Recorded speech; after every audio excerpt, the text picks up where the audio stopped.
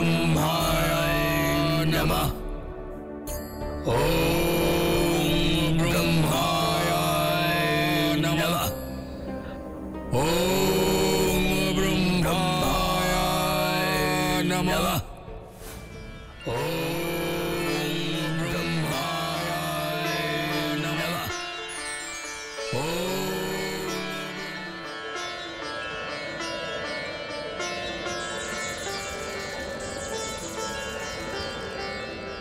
মাল্যবান প্রভু। সোমালি প্রভু। মালি প্রভু। আমি অত্যন্ত প্রসন্ন হয়েছি তোমাদের 3 ভাইয়ের তপস্যায় বৎস। বলো তোমাদের কি প্রত্যাশা আমার কাছে? প্রভু, আমরা আপনার অনুগত ভক্ত। খুশি হয়ে আপনি আমাদের যাই বর দেবেন আমরা তাতেই খুশি হব। হ্যাঁ প্রভু। তোমাদের এই নির্লোভ মনোভাব আরো প্রসন্ন করলো আমাকে। তোমাদের বরদান করছি আমি, চিরজীবী হবে তোমরা। তোমরা হবে অপরাজেয়, শত্রুদের নিমেষেই ধ্বংস করবে তোমরা। তোমরা হবে প্রভূত প্রতাপশালী, আর তোমরা 3 ভাই এইভাবেই সর্বদা একে অপরের প্রতি অনুরাগী থাকবে।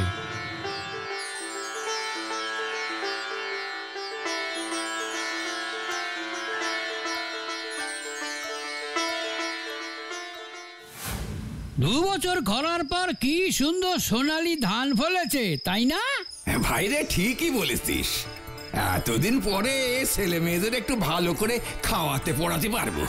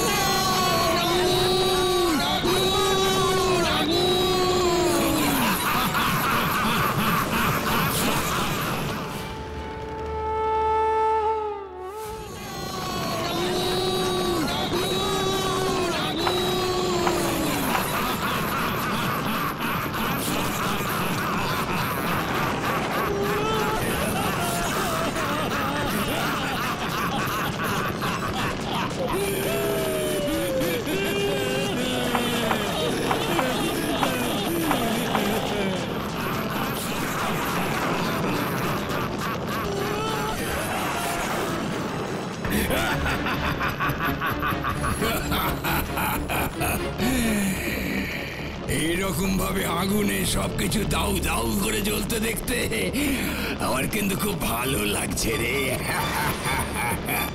দেখ দেখ, সব কটাকে কিরকম পিঁপড়ের মতো দেখতে লাগছে দেখ। বটেই তো, পিঁপড়েই তো। আমাদের সামনে এখন ত্রিভুবনের সব প্রাণী পিঁপড়ের সমান। সবাই তো এখন আমাদের ভয়ে কাঁপছে। আমরা অমর, আমরা অজেয়। এবার সেই ভয় দেখে আমাদের আরো একটা কাজ করতে হবে। আরো কাজ? কি কাজ? স্বর্গরাজ্যে চলো আমার সাথে।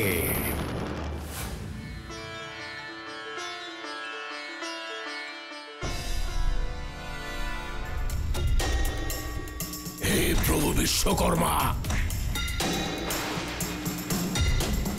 মাল্যবান, সুমালি, মালি, আমাদের দেখে বোধহয় ভয় পেয়েছেন দেব।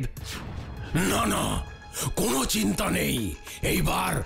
এইবার আমরা আপনার তৈরি কোনো মূর্তি নষ্ট করব না। আমাদের জন্য এবার আপনাকে শুধু একটা ছোট্ট কাজ করে দিতে হবে মাত্র।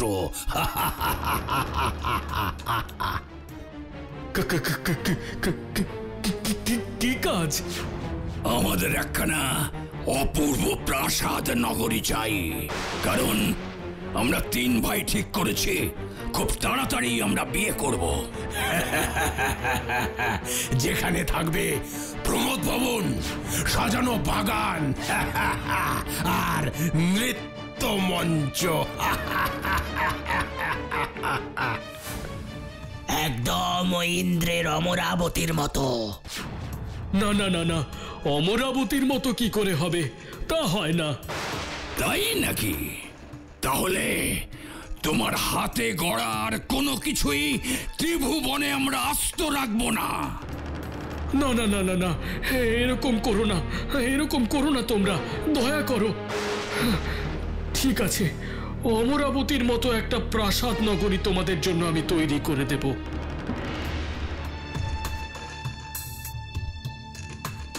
নাও, এই হলো তোমাদের প্রাসাদ নগরীর মূল প্রাসাদ।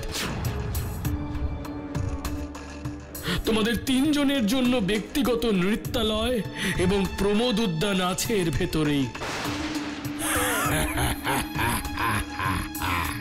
বাহ, খুব সুন্দর হয়েছে, অপূর্ব। এবার আমি আসি।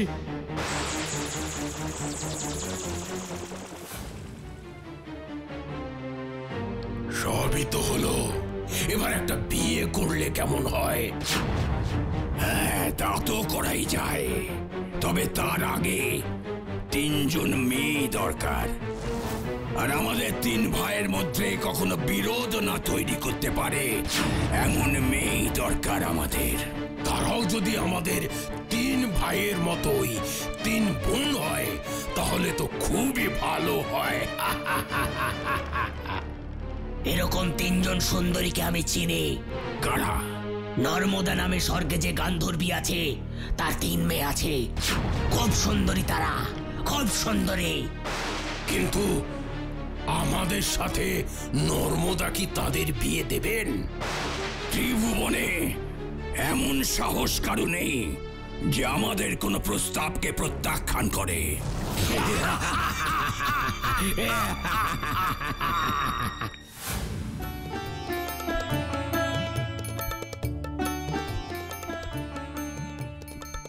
মাল্যবানের গলায় মালা পরাও সুন্দরী।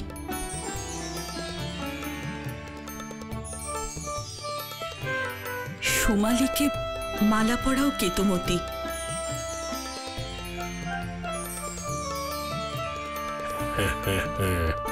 বসুধা, মালির গলায় মালা পরাও।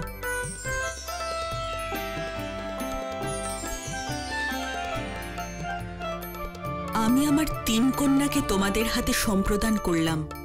তোমাদের বিবাহ সম্পন্ন হয়েছে। তোমাদের শুভ বুদ্ধি জাগ্রত হোক, আশীর্বাদ করি। মেয়েদের আমাদের হাতে সম্প্রদান করা ছাড়া আপনার তো কোনো উপায়ই ছিল না গান্ধর্বী নর্মদা।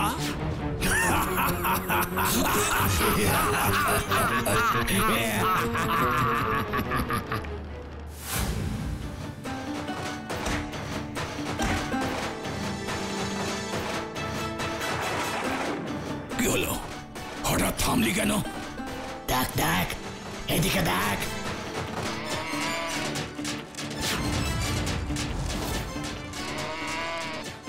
চল বলছি, চল চল। এই এই এই এই এই এই এই কে কে কে কে কে এসেছে? কে? কারা কারা তোমরা? কারা? কি করছো? কি করছো এইসব? ছেড়ে দাও, ছেড়ে দাও বলছি, ছেড়ে দাও ওদের, ছেড়ে দাও। তোর এত বড় সাহস ব্রাহ্মণ, তুই কিনা আমাদের বাধা দিস? এই মালি, এটাকেও নিয়ে চল। ভোজের পাতে আজ একেও খাবো।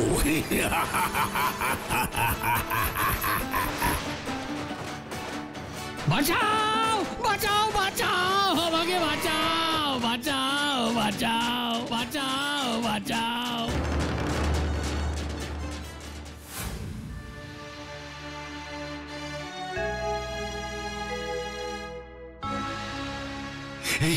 এই অনাচার বন্ধ করুন দেবাদিদেব, এই পাপ আর সহ্য হচ্ছে না।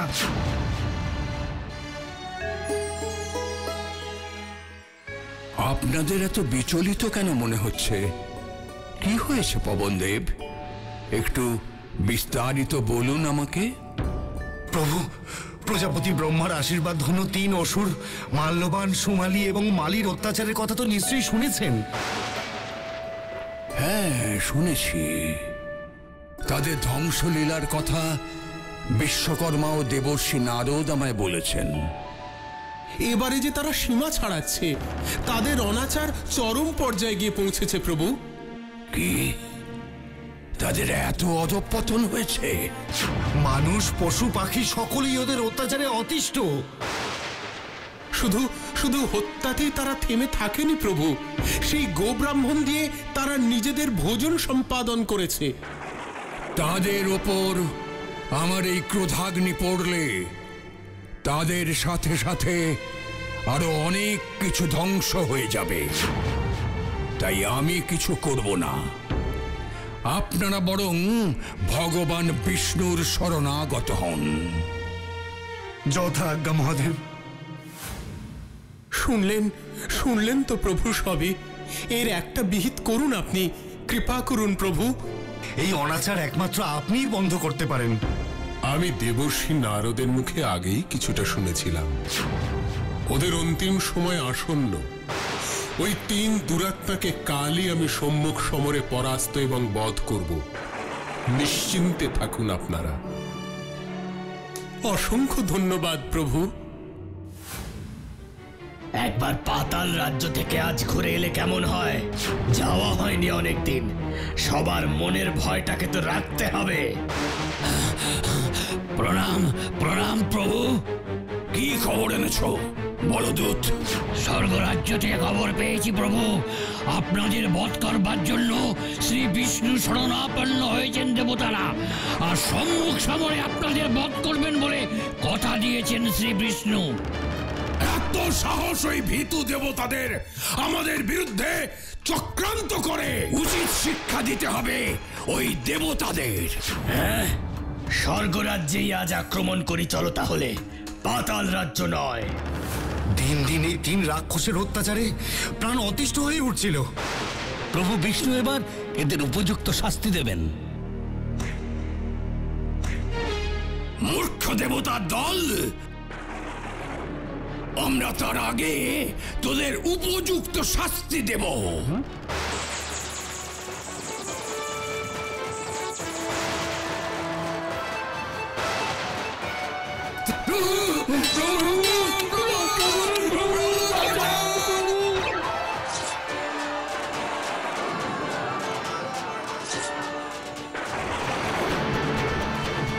দাঁড়া বলছি, যাচ্ছিস কোথায় ভেতর দল? দাঁড়া!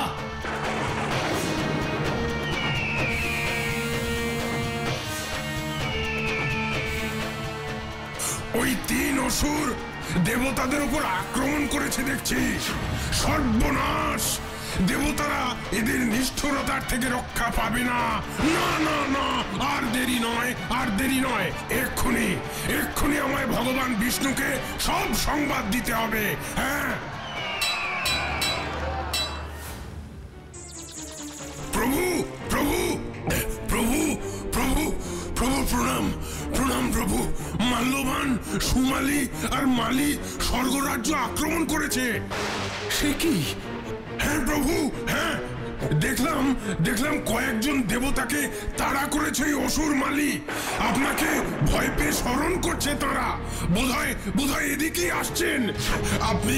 আপনি রক্ষা করুন প্রভু, আপনি রক্ষা করুন। এক্ষুনি যাচ্ছি আমি, এক্ষুনি যাচ্ছি।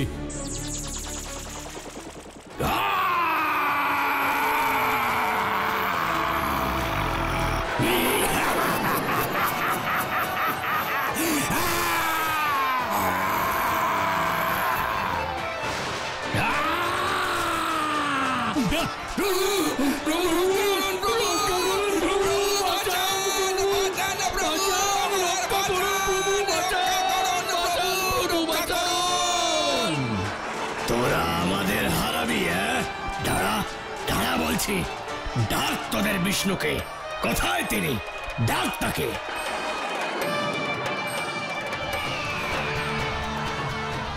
মালি, সাবধান।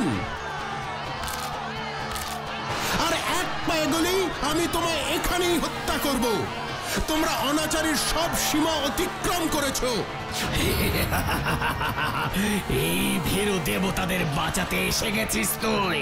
আমার হাত থেকে আগে নিজেকে বাঁচা, দেবতাদের না হয় তারপর বাঁচাবি।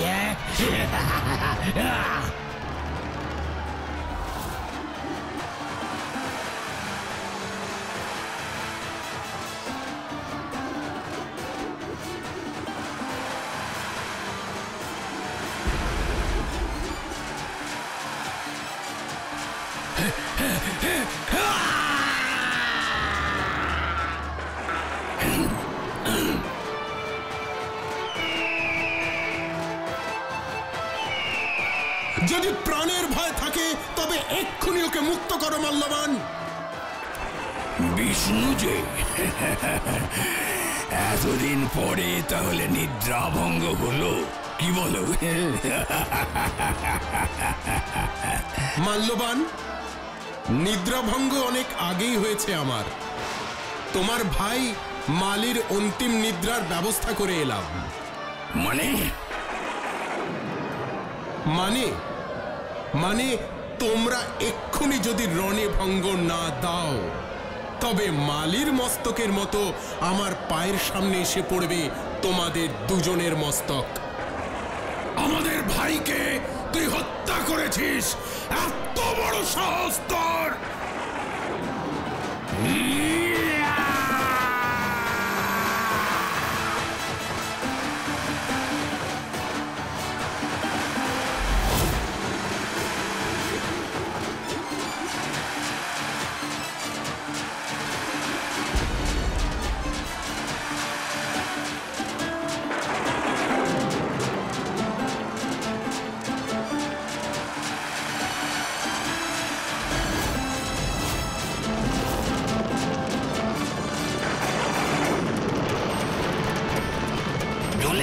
রে সুমালি, পুড়ে যাচ্ছে রে, পুড়ে যাচ্ছে। মাল্যবান, মাল্যবান, মাল্যবান, পুড়ে যাচ্ছে, পুড়ে যাচ্ছে, জ্বলে যাচ্ছে, জ্বলে যাচ্ছে, জ্বলে যাচ্ছে, জ্বলে যাচ্ছে। ভাই মাল্যবান, এখন কেমন আছো? এতদিনে শরীরের জ্বালাটা কমে গেছে এই পাতাল রাজ্য থেকে, কিন্তু প্রতিশোধটা যতদিন না নিতে পারছি মনের জ্বালাটা ততদিন কমবে না রে ভাই। এখন চাইলেও তো নিজেদের লঙ্কাপুরীতে ফিরে যেতে পারবো না। প্রতিশোধ তো দূরের কথা, এভাবে আর কতদিন যে পাতাল রাজ্যে লুকিয়ে থাকতে হবে কে জানে। কেন ফিরতে পারবো না? কেন? আপন লঙ্কাপুরী, সেখানে আবার কিসের ভয়? লঙ্কাপুরী আর আমাদের নেই মাল্যবান। এখন আমাদের লঙ্কাপুরীর রাজা বিশ্বশ্রবা মুনির পুত্র কুবের। ভগবান বিষ্ণুর নির্দেশ, ওই দেখো, ওই দেখো।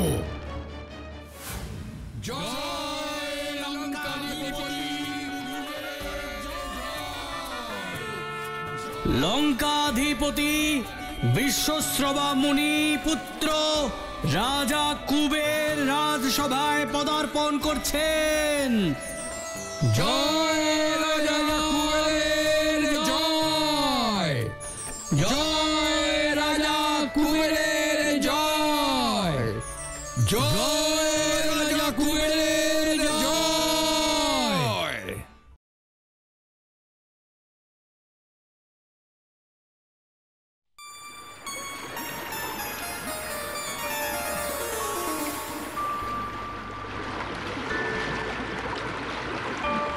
ওম নমঃ শ্রী সূর্যদেবায় নমঃ। ওম মাতা গঙ্গা দেবী নমঃ।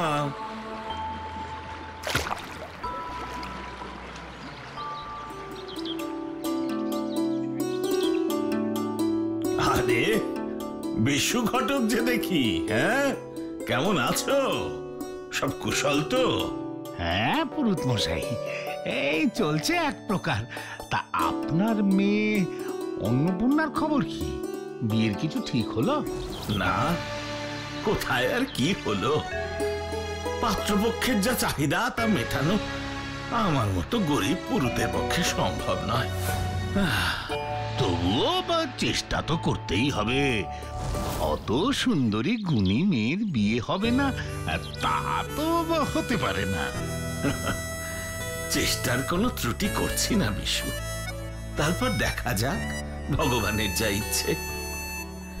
চারিদিকে এত মেয়েদের বিয়ে দিলাম, আর আমার নিজের মেয়েটার বিয়ে দিতে গিয়ে আমার একেবারে নাজেহাল অবস্থা হচ্ছে। সবই ভাগ্য, বুঝলে বিশু?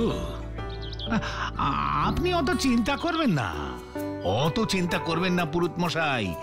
আমার কাছে একটা ভালো সম্বন্ধ আছে, দেন তো বলি। ও তাই? ঠিক আছে, ঠিক আছে, বলছো যখন নিশ্চয়ই শুনবো। কিন্তু আমায় এখন যেতে হবে ভাই, অনেক দূরের পথ, না গেলে আবার দেরি হয়ে যাবে। তুমি তুমি বরং কাল বাড়িতে এসে বলো। আজ আমি আসি। আচ্ছা আচ্ছা পুরুত মশাই।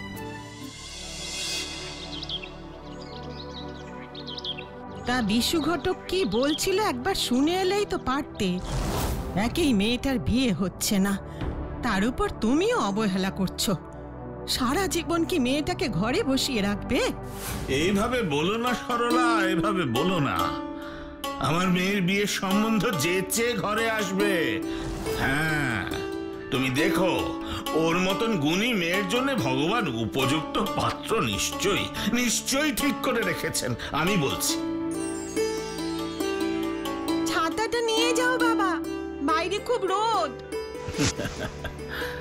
আমার লক্ষ্মী মা,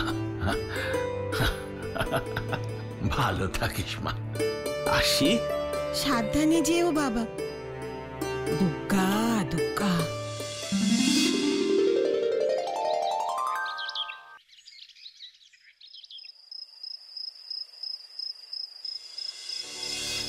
পুরুত মশাই বাড়ি আছেন?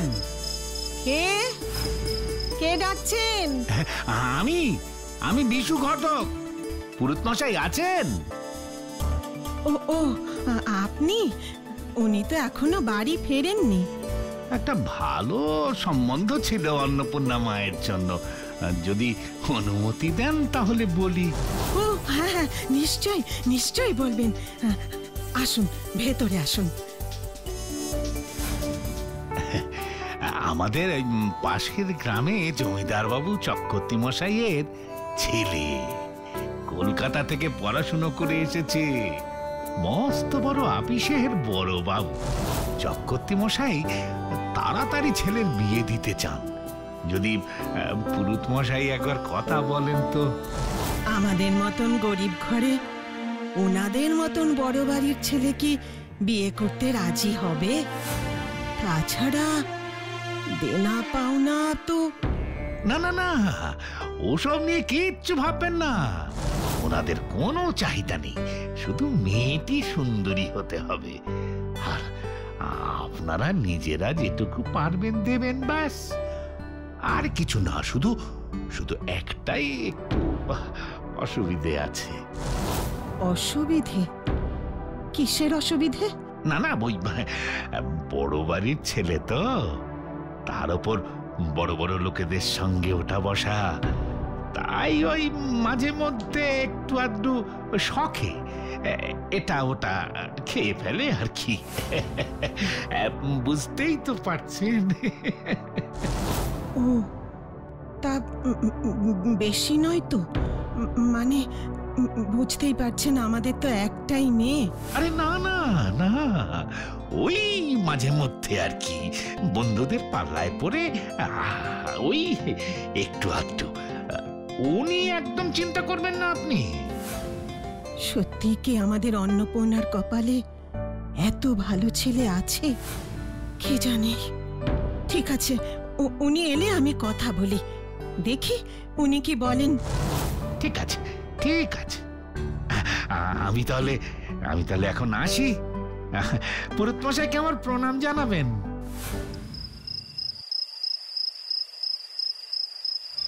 কিছুতেই না, কিছুতেই না। ওরকম বড় লোকের বাজে ছেলের সঙ্গে আমি কিছুতেই আমার অন্নমায়ের বিয়ে দেব না। তাতে যদি ওর সারা জীবন বিয়ে না হয়, না হবে। ওই রকম ছেলে আর পাবে না, কিচ্ছু নেবে না। এই বাজারে এই রকম ছেলে আর পাবে না। তুমি একবার ভেবে দেখো। দেখো, এই নিয়ে আর কোনো কথা হবে না। যখন বলেছি বিয়ে দেব না, তার মানে দেব না। মা ভবতারিণীর ইচ্ছে অন্নমায়ের জন্য ঠিক ভালো পাত্র আমি পাবো।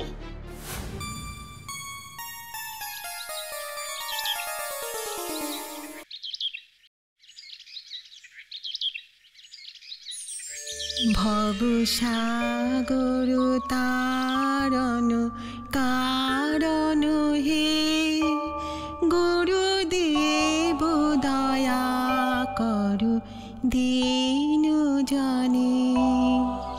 গুরুদেব কৃপা করু জ্ঞানহীনে, গুরুদেব দয়া করু দীন জনে।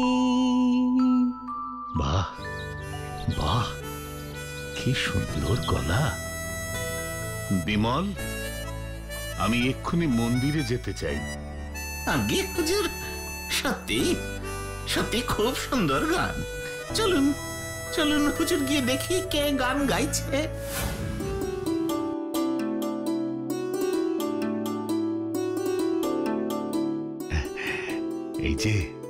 এই যে মেয়ে, ভারী সুন্দর গলা তো তোমার। নাম কি? আমার নাম অন্নপূর্ণা। আগে হুজুর, ও হলো এই গ্রামের পুরুত মশাইয়ের মেয়ে। তাই বুঝি? আমি আগামী কালই পুরুত মশাইয়ের বাড়ি যাব।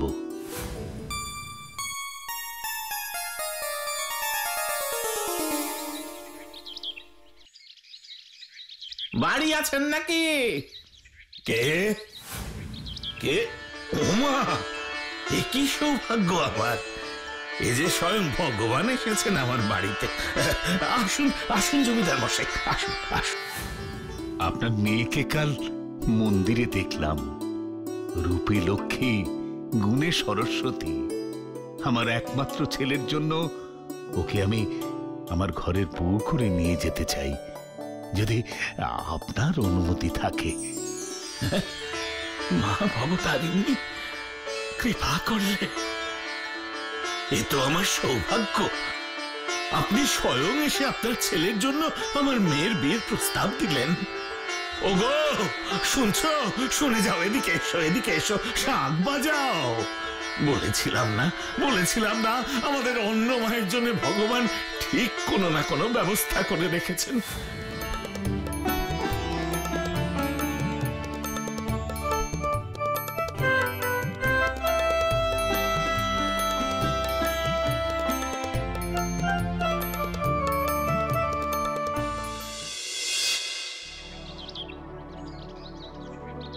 মেয়েটার জন্য খুব মন খারাপ করছে। আজ কত মাস হয়ে গেল মেয়েটার মুখ দেখিনি আমি। সত্যি গো, যখন বাড়িতে ছিল বিয়ের জন্য অস্থির হয়ে গেছিলাম। আর এখন এত ভালো বিয়ে হবার পরেও মনটা কেমন অস্থির হয়ে থাকে সর্বক্ষণ। ভাবছি এই বছর দুর্গাপুজোর সময় মেয়েটাকে নিয়ে আসবো। হ্যাঁ গো, তাই যেও। ওরা অনেক বড় লোক জানি, কিন্তু আমরাও তো বাবা মা, বলো। প্রাণটা ছটফট করছে মেয়েটার জন্যে। সরলা, ভাবছি এবছর আমি বাড়িতে দুর্গাপুজো করব। ওমা, সে তো খুব ভালো কথা গো। ঘুরে ঘুরে অন্যের বাড়িতে পুজো না করে নিজের বাড়িতেই পুজো করলে ভালোই লাগবে। কিন্তু কিন্তু অত জোগাড় খরচ আমরা পারবো তো করতে? মা ভবতারিণী যখন একবার মনে এসেছেন, তখন সব ব্যবস্থা উনি করে দেবেন। দেখো, কিছু চিন্তা করো না গিন্নি। আমি কালই গিয়ে আমার অন্নমাকে বাড়িতে নিয়ে আসবো।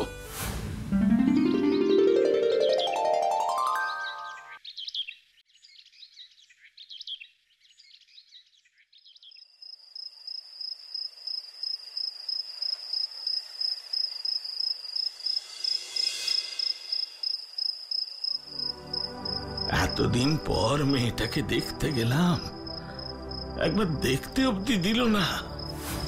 কেমন আছে আমার মেয়েটা কে জানে। মা, মা গো, মেয়েটাকে আমার ভালো রেখো, মেয়েটাকে ভালো রেখো।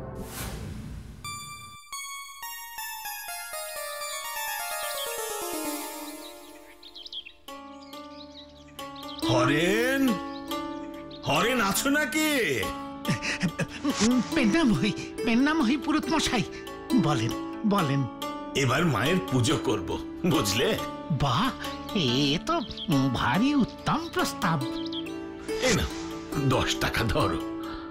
আমি গরিব বামুন, এর থেকে আমার কাছে আর বেশি কিছু নেই। এতেই মায়ের মূর্তি ছোট করে একটু বানিয়ে দাও। পুরুত মশাই, ওই টাকা আপনি নিয়ে যান পুরুত মশাই, আমার টাকা লাগবে না। আমি এমনি আপনার মূর্তি তৈরি করে দেব।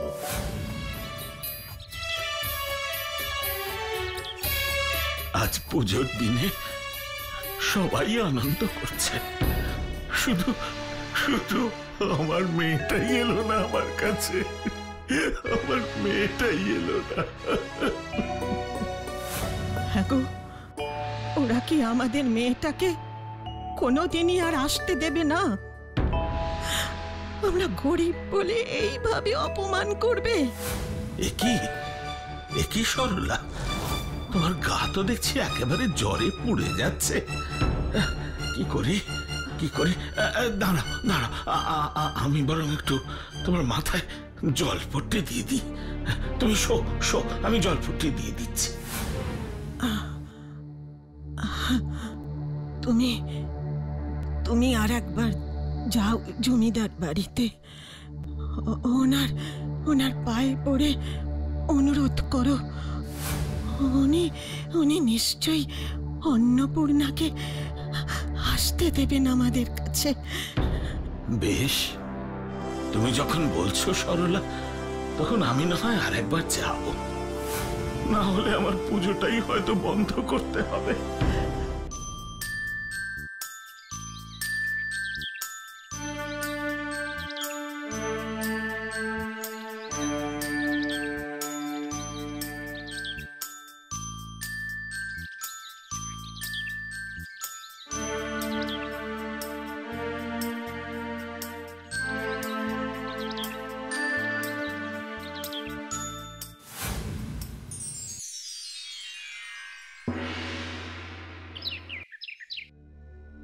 একটু বোঝার চেষ্টা করুন জমিদার মশাই, আমার পুজোটা বন্ধ হয়ে যাবে অন্নমা না গেলে।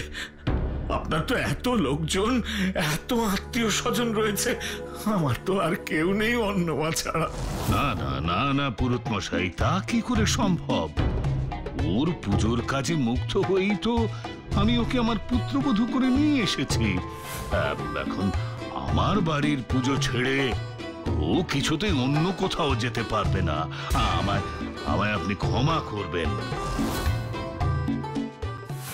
হে ঠাকুর, আমার পুজোটা কি তাহলে আর হবে না? হায় হায়, আমার পোড়া কপাল।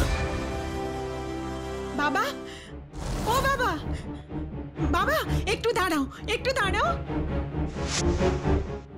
কখন থেকে তোমাকে ডাকছি, শুনতে পাচ্ছ না তুমি? আমি এসে গেছি, চলো, আমাদের বাড়ির পুজোর তো অনেক কাজ বাকি। আরে মা, তোর শ্বশুর বাড়িতে কোনো অসুবিধা হবে না তো? ও নিয়ে তুমি কিচ্ছু চিন্তা করো না, আমি সব ব্যবস্থা করে এসেছি। এবার নাও তো, তাড়াতাড়ি চলো। এই দেখো সরলা, দেখো দেখো কে এসেছে আমার সঙ্গে। আর আমাদের কোনো চিন্তা নেই, কোনো চিন্তা নেই। সরলা দেখো দেখো। মা গো, কেমন আছো মা? কেমন আছো তুমি? এসেছিস, এসেছিস অন্নমা? আয় আয় আমার বুকে আয়। কতদিন তোকে দেখিনি। আয় আয়।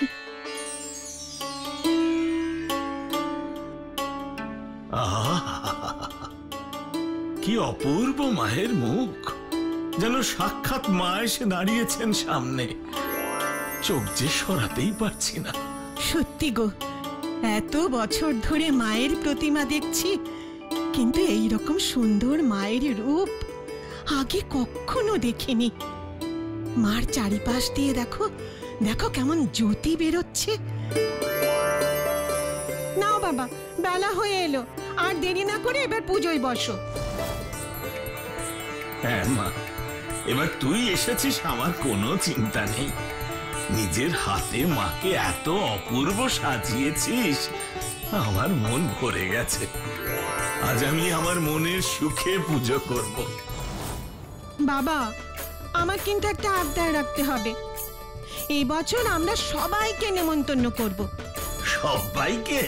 বেশ বেশ, খুব ভালো প্রস্তাব। কিন্তু কিন্তু মা, আমাদের অত টাকা কোথায়? বাবা, ইচ্ছে থাকলে সব স্বাদ মাই পূরণ করে দেবেন। স্বাদ আর সাধ্যের মধ্যে আমাদের অনেক পার্থক্য রে মা। আমরা তো শ্বশুর বাড়ির মতো তো বড় লোক নই, তুই তো সবই জানিস। তাহলে এই পাগলামোটা কেন করছিস বল? বললাম না আমি, মা সব ইচ্ছে পূরণ করবেন। তুমি পুজোয় বসো তো, আমি সবাইকে এক্ষুনি বলে আসছি। আমাদের একটাই মেয়ে, ওর যখন ইচ্ছে তখন করুক না, ওর যা ইচ্ছে হয়েছে তাই করুক। মা নিশ্চয়ই কিছু ব্যবস্থা করবেন। সবই মা ভবতারিণীর ইচ্ছে। তুমি দেখো মা, যাই যাই গিয়ে পুজোয় বসি, দেরি হয়ে গেল। সর্বমঙ্গল মঙ্গলে শিবে সর্বার্থ সাধিকে শরণ্যে ত্রম্বকে গৌরী নারায়ণী নমস্তুতে।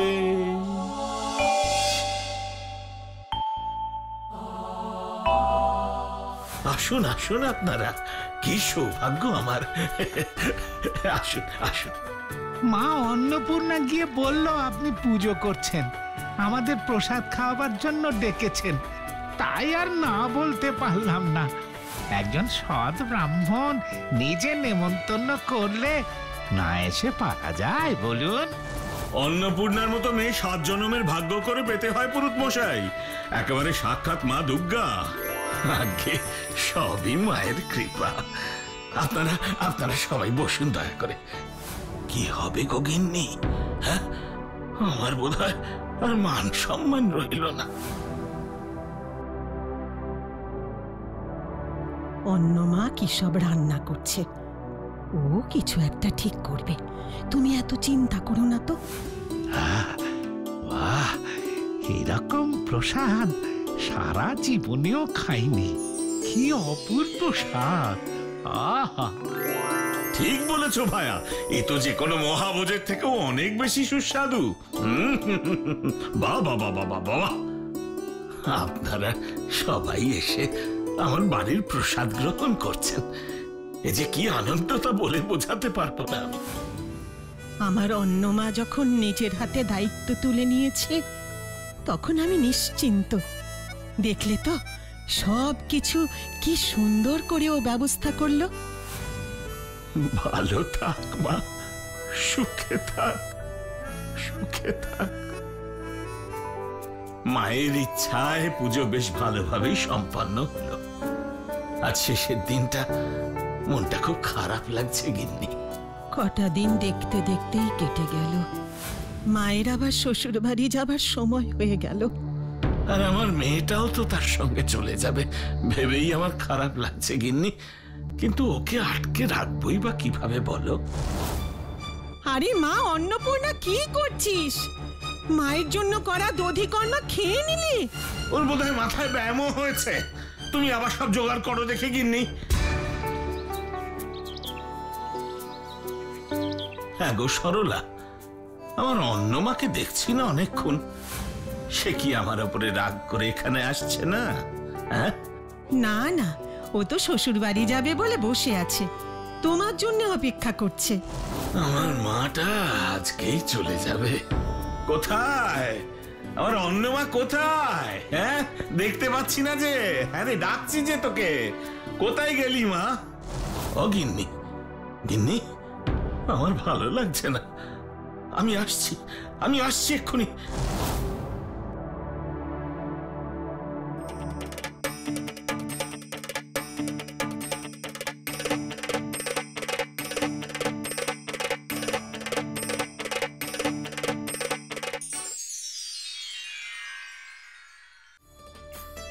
বাবা তুমি এসেছো? আরে মা, তুই আমাদের কিছু না বলে চলে এলি যে বড়। আরে আমাদের বুঝি চিন্তা হয় না? বয়স হচ্ছে তো। এ আপনি কি বলছেন বেআই মশাই? আপনার মেয়ে তো গোটা পুজোটা এখানেই ছিল। ও না থাকলে কি যে হতো। হ্যাঁ বাবা, আমি তো এখানেই আছি। তাহলে ও ও কে? বুঝেছি বুঝেছি বুঝেছি মা। মা তুমি এসেছিলে মা। মা আমি তোমার এই অধম সন্তান, বুঝতে পারিনি মা তুমি এসেছিলে। মা মা মা গো ভবতারিণী মা।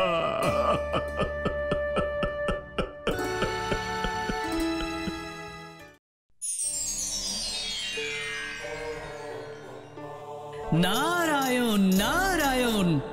প্রণাম প্রজাপতি ব্রহ্মা। দেবর্ষি যে, আসুন আসুন দেবর্ষি আসুন। আমার সাক্ষাৎ হয়েছে মহাদেবের সাথে। এই মুহূর্তে আমার সব থেকে বেশি প্রয়োজন আপনাকেই। প্রজাপতি ব্রহ্মা, দেবাদিদেব মহাদেব কি বললেন আপনাকে? রাম নামের প্রচারের যথার্থ উপায় কি? সে যে বড় কঠিন উপায় দেবর্ষি নারদ।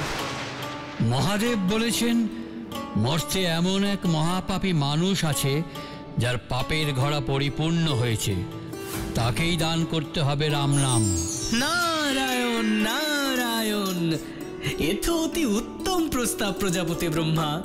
সেই মহাপাপী যখন স্বয়ং রাম নাম উচ্চারণ করে পবিত্র হয়ে উঠবে, তখনই তো রাম নামের যে কি মাহাত্ম্য রয়েছে তা সঠিকভাবে উপলব্ধি করতে পারবে মর্তবাসী। হ্যাঁ, নারায়ণ নারায়ণ। এই বিষয় নিয়ে তো কোনো সন্দেহ নেই দেবর্ষি, কিন্তু মর্তে এমন মহাপাপী কে রয়েছে যার পাপের ঘড়া পূর্ণ হয়েছে? সেটাই তো বুঝতে পারছি না। দেবর্ষি, আপনি কি এ ব্যাপারে আমাকে কোনো রকম সাহায্য করতে পারবেন? আপনার তো অবাধ যাতায়াত রয়েছে মর্তলোকে। প্রজাপতি ব্রহ্মা, পাপ পুণ্য দুই একসাথে মিলিয়েই তো একজন মানুষের কর্মজীবন। কিন্তু এমন এক মানুষ যার জীবনের পুণ্যের কোনো স্থানই নেই, যার জীবন শুধু পাপ আর পাপ, এমন মহাপাপীর কথা বলতে গেলে তো একজনের কথাই আমার স্মরণে আসে প্রজাপতি ব্রহ্মা।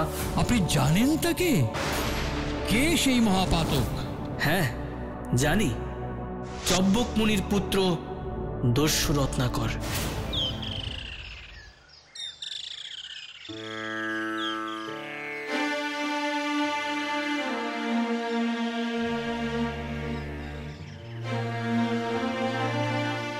মা, এই নিন, এই দুধটুকু খেয়ে নিন।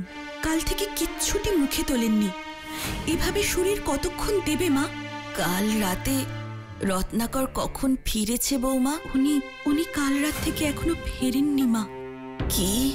রত্নাকর এখনো ফেরেনি? আমাদের বাঁচান মুনিবর, আমাদের বাঁচান।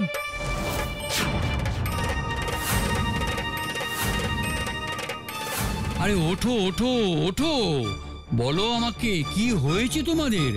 এত ভীত কেন মনে হচ্ছে তোমাদের? হ্যাঁ, এবার একটা সমাধান না করলে তো এই গ্রামে আমাদের থাকাটাই অসম্ভব হয়ে যাবে মুনিবর। কি হয়েছে? তোমরা দয়া করে আমায় সবকিছু খুলে বলো।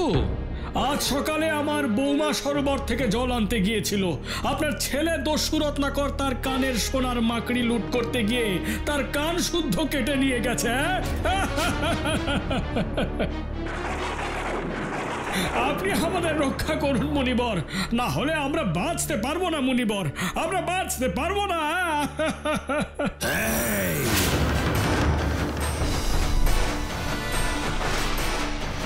তোদের দুঃসাহস তো মন্দ নয়। তোরা আমার কুটিরে এসেছিস আমার বিরুদ্ধে আমার পরিবারের কাছে অভিযোগ করতে। দস্যু রত্নাকরের বিরুদ্ধে অভিযোগ।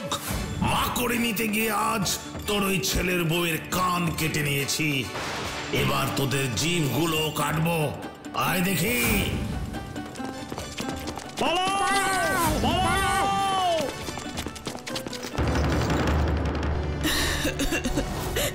পুত্র,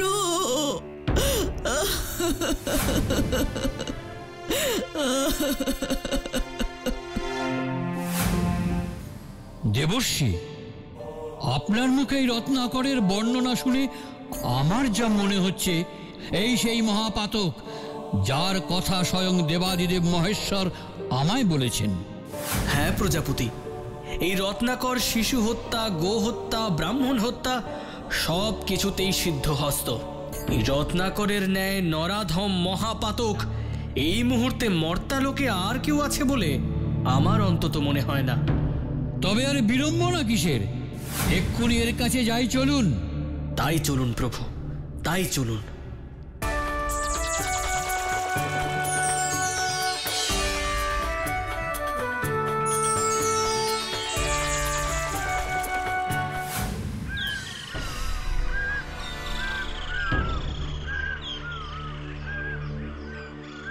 সূর্য মাথার উপর উঠল, কিন্তু চারপাশে দেখছি কোনো জনপ্রাণীরও দেখা নেই।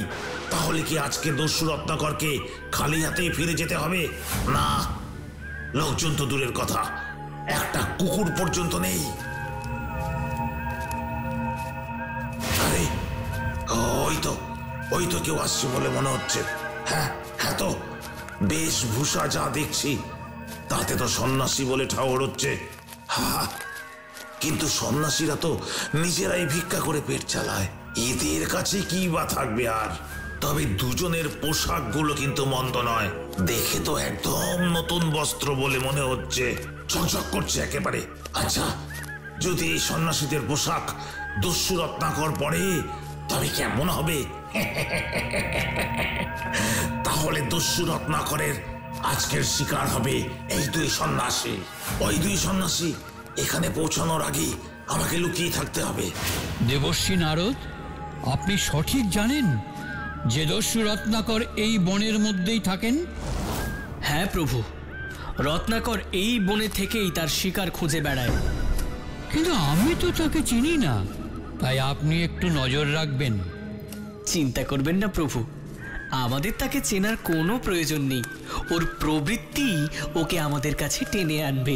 নারায়ণ নারায়ণ। দাঁড়াও! কে তুমি? কি চাও? আমি দস্যু রত্নাকর, আর আমি এখনই তোমাদের এই বস্ত্র লুট করব আর তোমাদের হত্যা করব।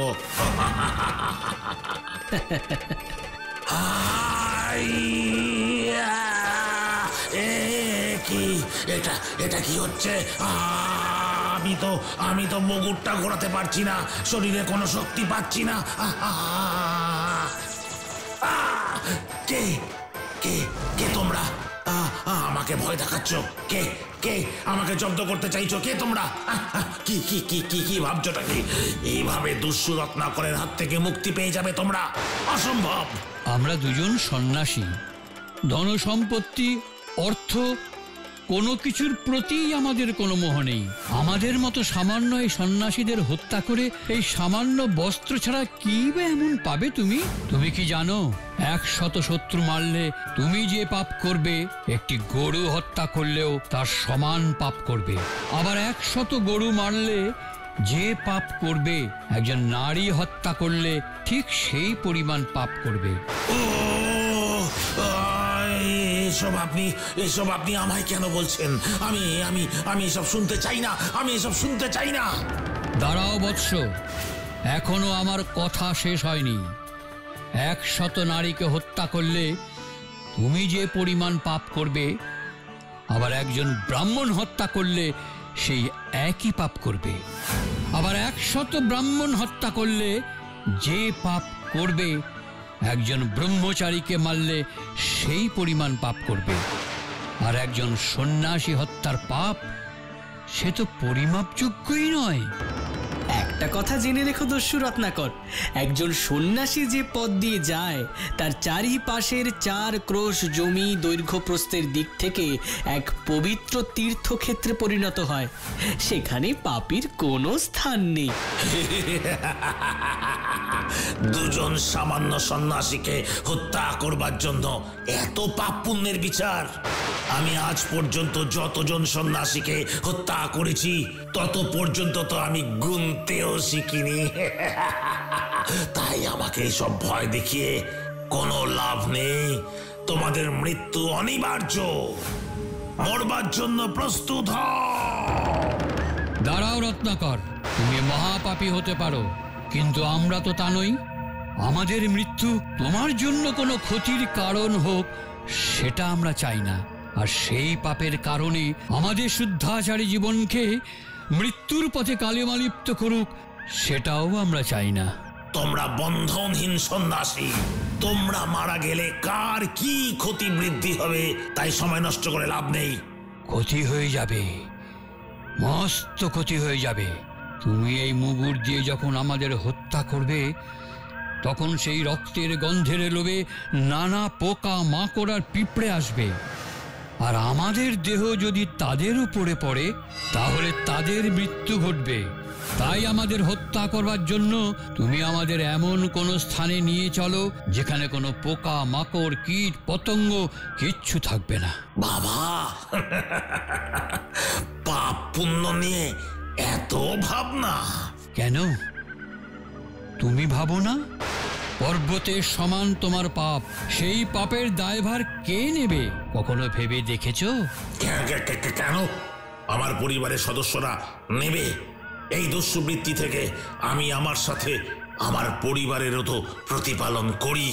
তা বেশ, তা বেশ, তুমি বরং গৃহে ফিরে যাও আর তাদের মুখ থেকে নিশ্চিতভাবে নিজেই জেনে এসো কে কে তোমার এই পাপ কর্মের দায়ভার নিতে রাজি আছে।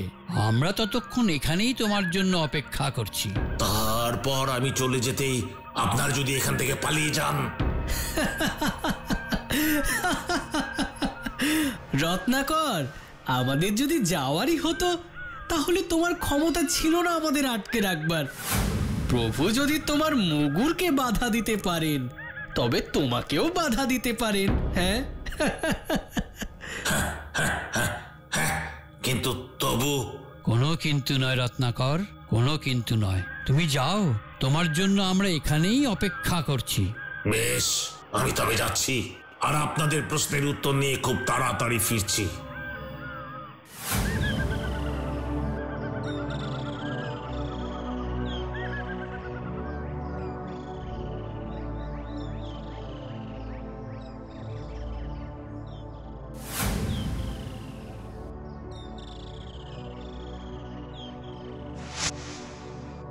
পিতা, আপনার কাছে আজ আমি একটা প্রশ্ন নিয়ে এসেছি। যদিও এই প্রশ্নের উত্তরটা আমার জানাই আছে, তবুও। প্রশ্ন? কি প্রশ্ন?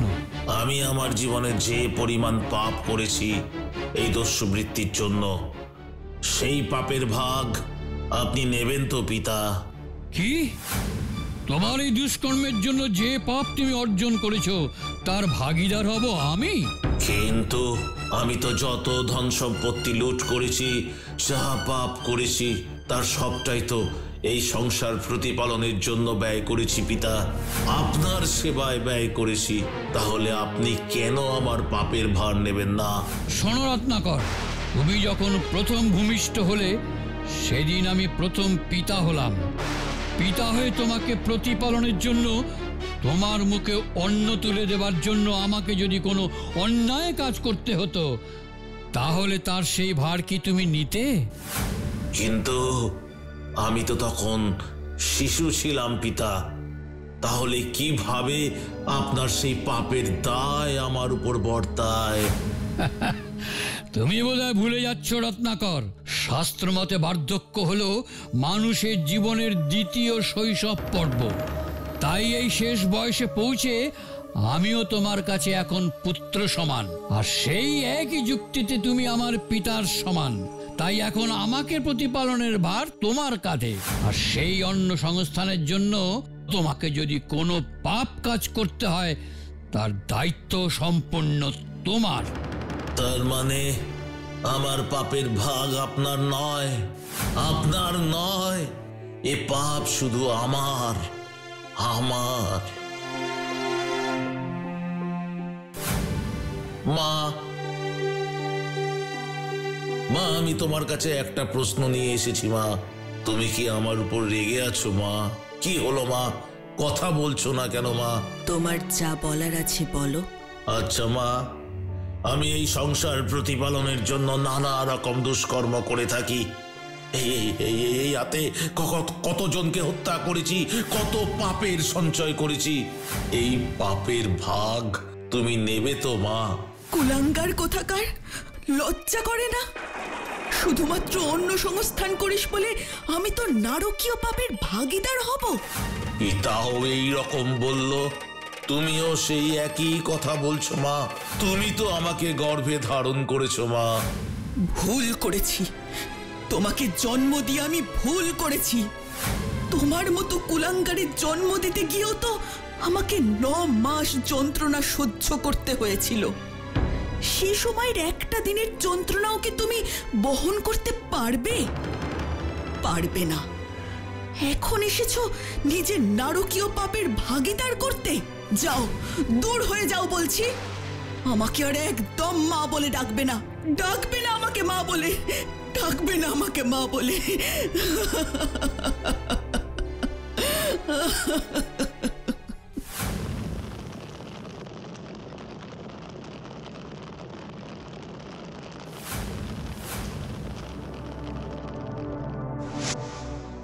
কি তুমি, কি হয়েছে তোমার? তোমার কাছে একটা কথা জানতে এলাম। তুমি আমার প্রশ্নের সঠিক উত্তর দেবে তো? নিশ্চয়ই দেব, বলো কি জানতে চাও? আচ্ছা, এই যে আমি জীবনে এত পাপ করছি, এত অন্যায় করছি, তা তুমি তো আমার অর্ধাঙ্গিনী। আমি যা করব তার অর্ধেক ভার তোমার। তুমি আমার পাপের ভাগীদার হবে তো? ঠিকই বলেছ, আমি তোমার অর্ধাঙ্গিনী। তোমার সব পাপ, সব পুণ্যের সমান ভাগীদার আমি। ব্যাস, শুধু এইটুকুই জানার ছিল। শুধু তোমার এই দস্যুবৃত্তির পাপের অংশীদার আমি নই। তার মানে? অন্যান্য সব পুরুষের ন্যায় তুমিও আমার ভরণ পোষণের সমস্ত ভার নিয়েছিলে বিয়ের সময়। সেই দায়িত্ব ছিল শুধুমাত্র তোমার, সেখানে আমার কোনো ভূমিকা নেই। এখন এই ভরণ পোষণ করার নিমিত্তে আমার মুখে দুবেলা অন্ন তুলে দেওয়ার জন্য যদি তুমি কোনো পাপ কাজ করো, তবে তার দায়ও তোমাকেই নিতে হবে। বুঝেছি, আমার দস্যুবৃত্তি, এই কৃতকর্মের দায় আমার আপনজনেরাও নিতে চায় না। ঠিক আছে, এর দায় শুধু আমার। আমি নিজেই নেব সেই দায়। দাঁড়াও, এতদিন দস্যুবৃত্তি করে যাদের ভরণ পোষণ করেছি, যাদের মুখে অন্ন তুলে দিয়েছি, আজ তারাই আমার পাপের ভাগ নিতে অস্বীকার করছে। আমি এত পাপের বোঝা একা বইব কি করে প্রভু? কিভাবে বইব? এটা তোমার অনেক আগেই ভাবা উচিত ছিল রত্নাকর। আগে তো এসব নিয়ে ভাবিনি কখনো। ধন সম্পদ, অর্থ আমাকে লোভী করে তুলেছিল, কিন্তু এখন আমি আমার সব পাপের প্রায়শ্চিত্ত করতে চাই। আপনি দয়া করে আমাকে কোনো পথ বলে দিন প্রভু। শান্ত হও, চোখ মোছো। আমি তোমাকে তোমার এই পাপের থেকে মুক্তির উপায় বলে দেব, কিন্তু সবার আগে তুমি ওই দিকে দেখো, যে সরোবরটি আছে তাতে স্নান করে দেহ মন শুদ্ধ করে এসো। ওই সরোবরের শীতল জলে স্নান করলে তবেই তুমি পাপ মোচনের প্রথম ধাপ এগোবে। আমি এখনই যাচ্ছি প্রভু, এখনই যাচ্ছি।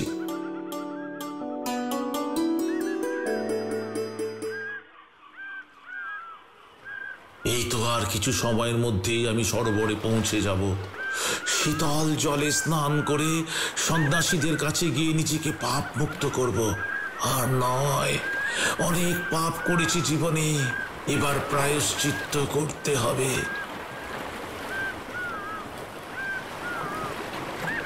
এই তো সেই সরোবর, আমার পাপস্খলনের প্রথম ধাপ। এখানে স্নান করব আমি। কি সরোবরের জল এভাবে শুকিয়ে যাচ্ছে কেন? তাহলে কি আমি সরোবরের জলে স্নান করতে পারবো না? আমার পাপ মোচন হবে না? আমি কি প্রায়শ্চিত্ত করবার কোনো সুযোগ পাবো না? তাহলে রত্নাকর, তুমি অনুমান করতে পারছো তো যে এই জীবনে তুমি ঠিক কতখানি পাপ করেছ? আর তাই তোমার দৃষ্টি পড়তেই অমন স্বচ্ছ জলের সরোবরও শুকিয়ে গেছে। এবার আমি কি করব প্রভু? এই পাপের প্রায়শ্চিত্ত যে আমাকে করতেই হবে, করতেই হবে। আপনি আমাকে উপায় বলে দিন প্রভু, উপায় বলে দিন। শান্ত হও বৎস, শান্ত হও।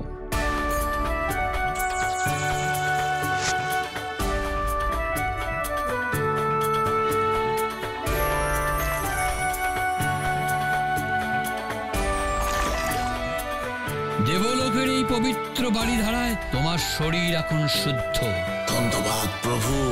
এবার পালা তোমার মন শুদ্ধিকরণের। আমি তোমায় এমন এক মন্ত্র দান করব যা বারবার জপ করলে যে কারো পাপ মুক্তি ঘটবে।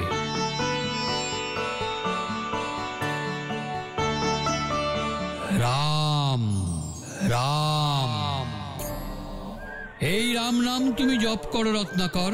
এতেই তোমার মুক্তি, এতেই তোমার পাপের বিনাশ হবে, এতেই তোমার মন শুদ্ধি হবে।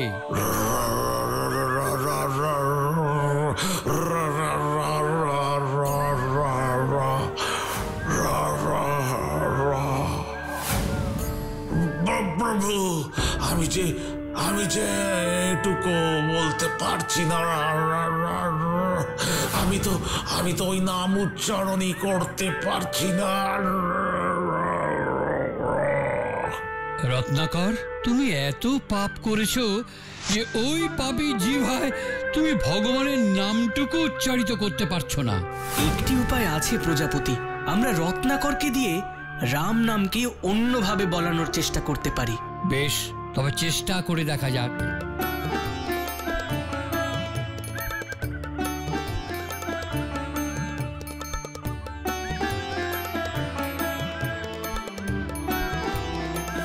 রত্নাকর, ওই ডালটিকে কি বলবে? আগে প্রভু, মরা ডাল। বেশ, আজ থেকে তুমি এই মরা শব্দটারই জপ করবে ওই গাছতলায় বসে। তোমার তপস্যা অন্তিম হবে যখন আমি নিজে তোমার কাছে আসব। যথাজ্ঞা প্রভু।